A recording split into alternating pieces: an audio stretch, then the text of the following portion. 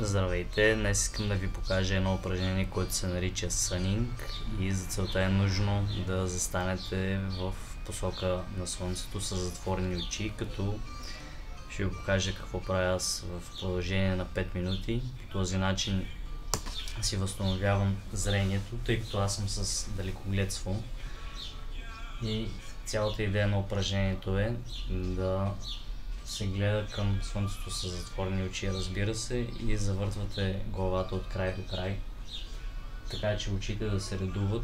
Първо едното да сочи към него, а след това другото, за да може вашите зеници да се разширяват и свиват и да се редуват, докато се въртите по този начин. И това го правите в продължение на 5 минути. След което, като отворите очите, ще виждате с син оттенък почти всичко около вас.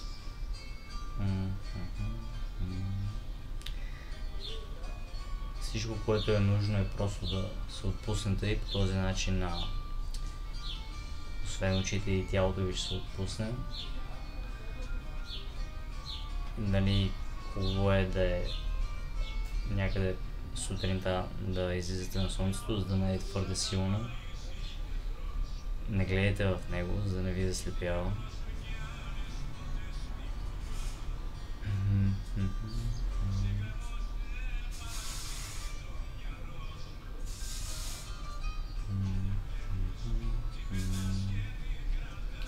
Като обикновено аз не си пускам таймера, а го правя просто докато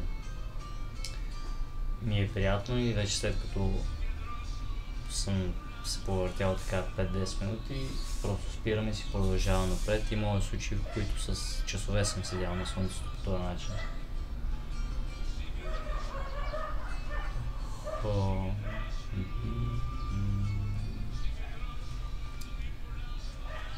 Може да се прави поведнъж на ден или по няколко пъти, но е препоръчително поне 5 минути всеки ден, ако и вие страдате като мен от лошо зрение. И то не е чак толкова лошо, ами по-скоро лош навик, например изграден от стоене пред компютъра, постоянното стоене на телефона.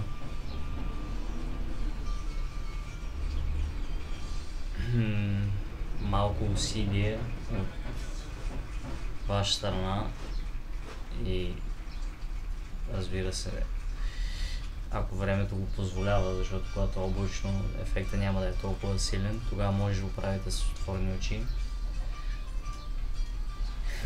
И ще ви допринесе доста да си възстановите зрението. Би казал, че 5 минути на ден ще ви донесат добро зрение, и вече ако искате да имате кристално чисто зрение, ще е нужно да се упражнявате по-често и също да промените навиците си, които имате, когато използвате телефон, компютър.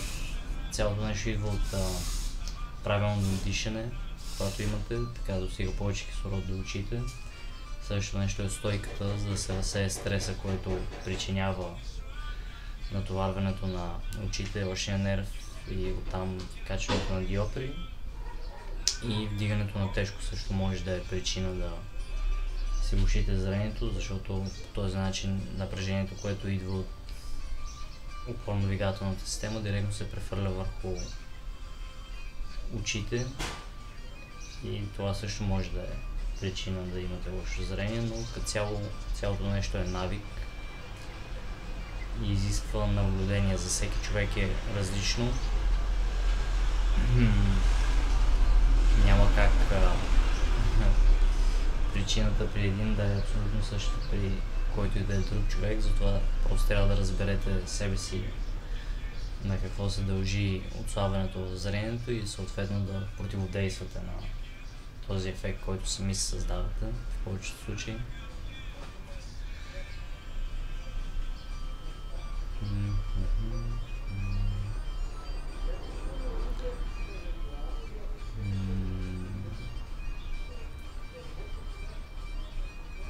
Като цяло обичам да правя това упражнение на места като планината, някъде покрай някоя река, където няма шумове и минаващи хора, които да им е странно какво точно правя, но ми се е случило и да съм в центъра на града и пак да си седя така към слънцето и да се завъртам, просто не е толкова продължително.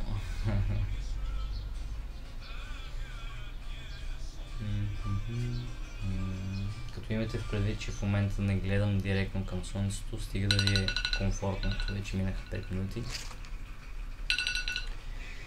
Това е гордо минимума, който трябва да се покрие. От тук нататък вече е личен избор, колко точно искате да стоите. Като ще да кажа, че в момента не гледам точно директно към слънцето, защото ъгълът ще е много странен и ще ми се сване врата. Но ако примерно се изправя, ще ми е по-лесно да погледна директно към него, което ще е нещо от този род.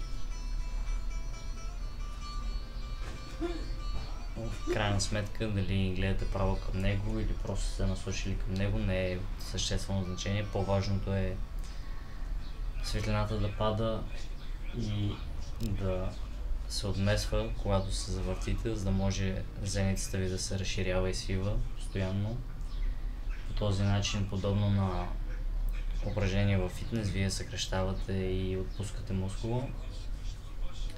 И така той се тренира, защото очите не са нищо повече от мускулна група, която се дели на 3 пасивни и 3 активни мускула, общо 6.